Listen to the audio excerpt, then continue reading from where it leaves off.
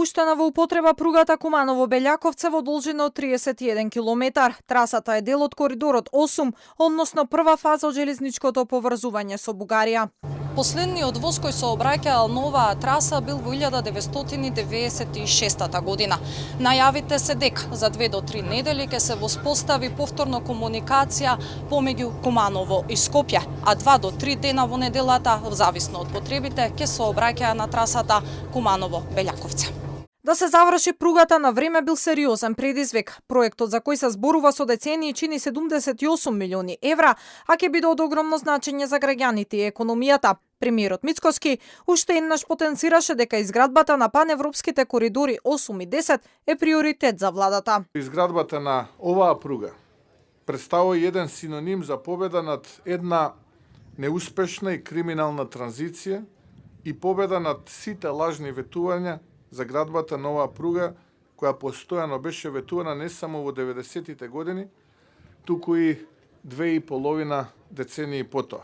Покрај пругата изградени се 3 нови железнички станици. Реконструирана е постојната станица Куманово, изградени се 6 стојалишта, 5 мостови и 1 тунел. Дополнително и модерно сигнална телекомуникацијска опрема во вредност од 10 милиони евра. Ова е само поттик да се продолжи натака и во реализација на втората фаза, а секако и во реализација на третата фаза, за која што ти ни треба и заеднички договор со соседна Бугарија со цел, како што често знам да кажам, да се поврземе, а не да не се поврземе со Софија, затоа што значењето на оваа пруга е само и доколку имаме целосно поврзување на коридорот 8. Проектираната брзина е од 100 км на час на оваа делница и таа обезбедува брза, ефикасна и сигурна услуга, целосно усогласена со македонските и европските стандарди. Овој проект е во вредност од 78 милиони евра, од кои што 43 милиони евра се исплатени на компанијата Штрабак, а претходно 35 милиони евра кон претходниот изведувач германскиот Вебер. На првото возење по речиси 3 децении на оваа релација беше и евроамбасадорот Михалис Рокас, кој го поздрави ангажманот на надлежните во реализација на овој и останатите инфраструктурни проекти.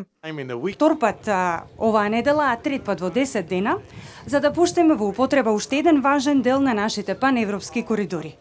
Тоа се проекти кои не поврзуваат, како физички, така и символично.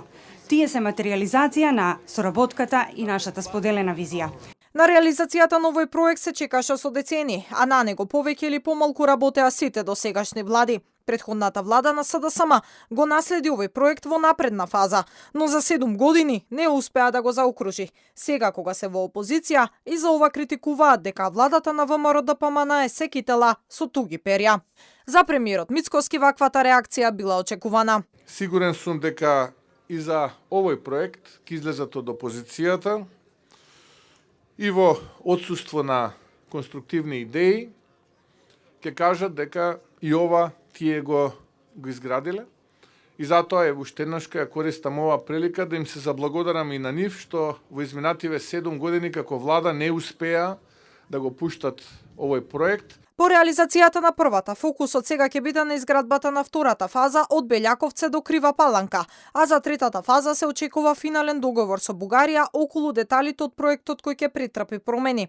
Ова доаѓа откако министерот Николовски при преземањето на функцијата откри дека првичниот проект предвидувал пругата да заврши во тунел без крај, а проектот да чини дури 24 милиони евра за километар.